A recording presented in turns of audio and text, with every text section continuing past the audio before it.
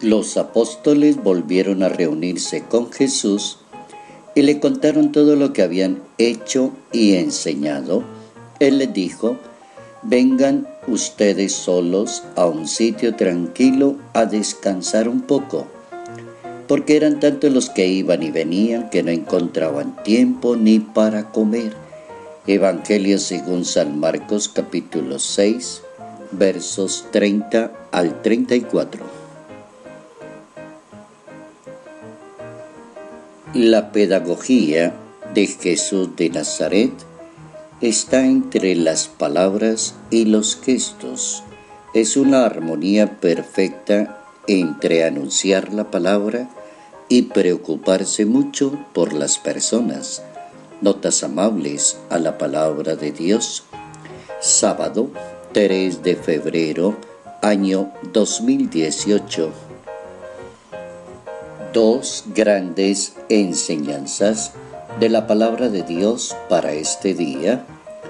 La primera enseñanza es el valor de la sabiduría en la vida de cada persona que cree en Dios. Hay que distinguir entre la buena inteligencia, el discernimiento de una persona, y la sabiduría que viene de Dios. La sabiduría es una gracia de Dios y es un don de Dios que no se consigue en los libros ni en la intelequia humana, sino que viene del Señor. Existen dos libros en la Santa Biblia que se llaman el libro primero de los Reyes y el libro segundo de los Reyes. Cuando uno logra leer ese primer libro de los Reyes, tiene esa experiencia de la importancia que tiene la sabiduría para gobernar, para dirigir y para cumplir los mandatos de Dios. Y aparecen esos dos libros que empiezan con el advenimiento de Salomón al trono y termina el primero con la caída del reino de Judá.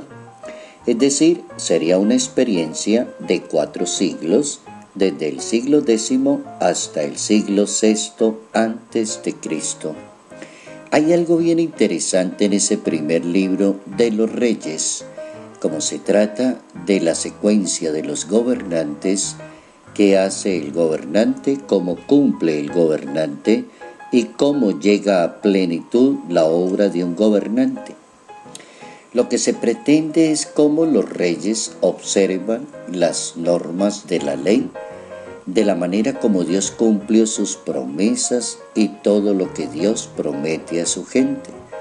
Y a la posición que toma cada rey respecto de la ley corresponde entonces su suerte personal y la de su reino. El rey es grande cuando cumple la ley, es pequeño e impío cuando la descuida. Ese es como el esquema de acuerdo a los gobernantes. Y esa es la primera enseñanza. Arranca un gobernante que se llama Salomón. Y Salomón se le ocurre hablar con Dios, primero darle gracias a él, porque se fijó en él para continuar el gobierno en Israel. En segundo lugar, reconocerle que no tiene las capacidades para cumplir tanta responsabilidad. Soy un muchacho y no sé desenvolverme, decía Salomón. Y entonces le pide a Dios lo que más necesita para cumplir esa misión. Da a tu siervo un corazón dócil para gobernar, para discernir el mal del bien, pues ¿quién sería capaz de gobernar este pueblo tan numeroso? Y ahí centra la atención el reinado de Salomón, y lo centra en 2 elementos que me parecen a mí importantísimos.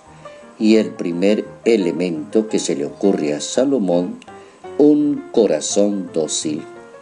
Para poder cumplir una misión para poder tener éxito en la misión, para poder cumplir una vocación dedicada al Señor, se necesita pedirle a Dios que le regale a la persona un corazón dócil. Y añadido a eso, pedirle a Dios que le dé la gracia de discernir entre el bien y el mal. Y ahí la palabra discernir va a jugar un papel muy importante, porque se trata de saber con mucha certeza entre lo bueno y lo malo, entre lo que conviene y no lo conviene, entre lo que es y no lo es. Salomón va a dar grandes enseñanzas en la historia de Israel, y así como David dejó esa estela tan interesante en la misma historia de Israel, porque se supone que David logra darle ese consejo al mismo Salomón, su hijo, estando ya próximo a morir. Y le dice, David hizo esta recomendación a Salomón: yo emprendo el viaje de todos. Sé un hombre que guarda las consignas del Señor tu Dios, caminando por sus sendas, guardando sus preceptos, mandatos y decretos, como están escritos en la ley de Moisés. Libro de los Reyes, capítulo 2, versos 1 al 12. Buena recomendación de David al sucesor del trono, que es su hijo Salomón. Para nosotros, bienvenida la recomendación de Salomón: pedirle a Dios que logremos siempre discernir entre el bien y el mal.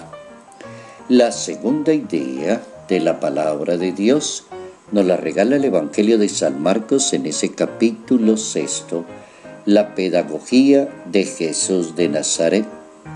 La pedagogía de Jesucristo centra su atención en el anuncio de la palabra y también tiene mucho que ver con el estado de cada persona. Uno no puede pensar que el anuncio de la palabra desconoce a las personas, o el descanso de la persona, o la atención a las personas. No es posible anunciar la palabra y quedarse ahí como quieto, sino que el Evangelio recomienda ir más allá. El maestro le dice a sus discípulos: vengan solos a un sitio tranquilo para descansar. Y más adelante comienza a llegar una cantidad de gente que necesita de Jesús de Nazaret, y termina el maestro diciendo: le dio lástima de ellos, porque andaban como ovejas sin pastor, y se puso a enseñarles con calma. ¿Cómo se logra una perfecta relación entre el anuncio de la palabra y las personas, las necesidades, el descanso, el estado de cada cual, el acordarse de los demás? Anunciar no es sinónimo de desconocer el mundo, de olvidarse de los demás. Anunciar, dentro de la pedagogía de Jesús de Nazaret, tiene muy en cuenta cada persona, cada situación y cada evento. ¿Cómo combina Jesús de perfectamente lo que significa evangelización? Ser un propagador de la palabra de Dios, ser una persona que se preocupa mucho por las cosas del Señor, pero no olvida a los demás. En nuestra patria, en nuestro suelo.